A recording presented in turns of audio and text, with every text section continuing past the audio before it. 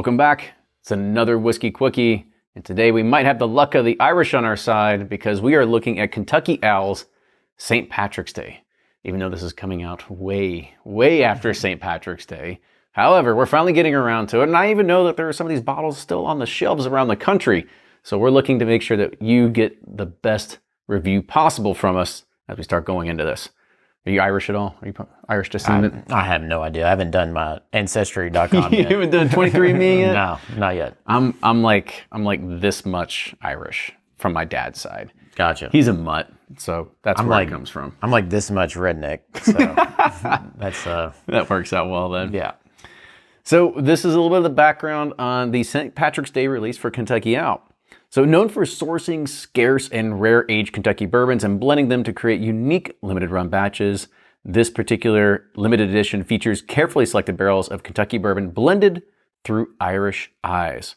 For this special release, Kentucky Owl Master Blender John Rhea partnered with Louise McGuane, Ireland's first modern whiskey bonder and founder of J.J. Corey Irish Whiskey. Irish whiskey bonding is a way blending that was commonplace during the 19th and 20th centuries when most Irish distilleries produced whiskey for bonders to age, blend, and then barrel. So when the Irish whiskey industry collapsed in the 1930s, bonding faded away, and until McGuane began resurrecting this tradition again in 2015.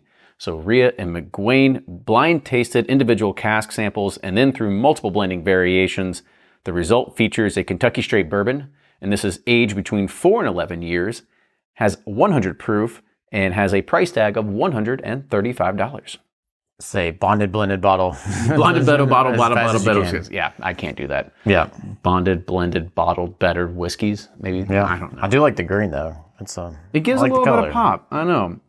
I kind of wish I would have had this actually on St. Patrick's Day, because you're always like, hey, who's got the Teeling or who's got something proper 12, and now we can say who's got the Kentucky Owl. You just go for the highlighter green Miller Lite. Is that what it is? It gets food coloring Miller Lite. Yeah, so.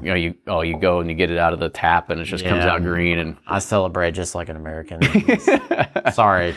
so typical. Yeah. So typical. All right, well, on with the nose here. I mean, we have to understand is that even though it's called St. Patrick's Day release, it is still just a Kentucky straight bourbon whiskey at the end of the day. So it's just a little bit different of the blending technique that went into it.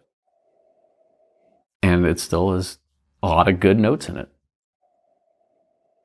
Yeah, I mean, there's a slight like dried fruit note, but it mostly just baking spices. Yeah. But is what I'm getting is really strong baking spices. I'm definitely on you with that baking spices. Maybe a little bit of an oak characteristic, only because that maybe 11-year flows in there a little bit, but on to the taste.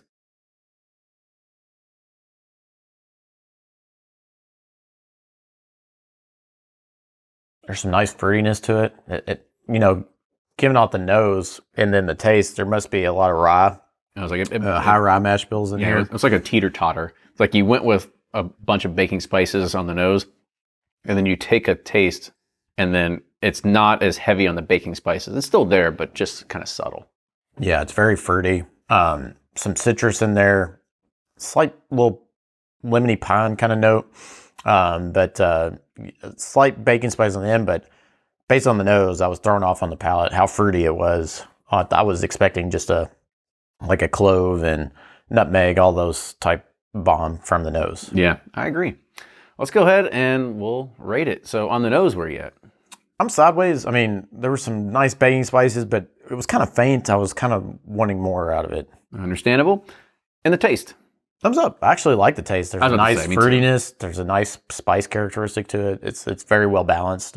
Yeah. I think it's a great blend at the end of the day. Yeah. Between 4 and 11 years, there's a lot of good just overall Kentucky bourbon character influence in there.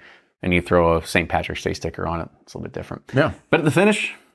Thumbs up. I mean, there's some nice flavors. It's nice, spicy, but it's not overpowering. This is, I'm not sure what the price was on this. 135. 135. Gotcha.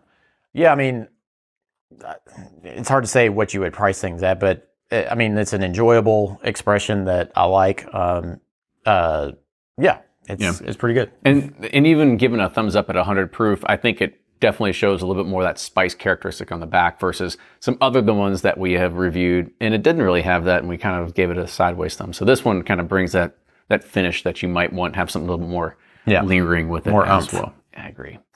But that's going to do it for this Whiskey Quickie, even though it's way past St. Patrick's Day. This is the Kentucky Owl St. Patrick's Day release of 2022. Cheers, everybody. We'll see you next time.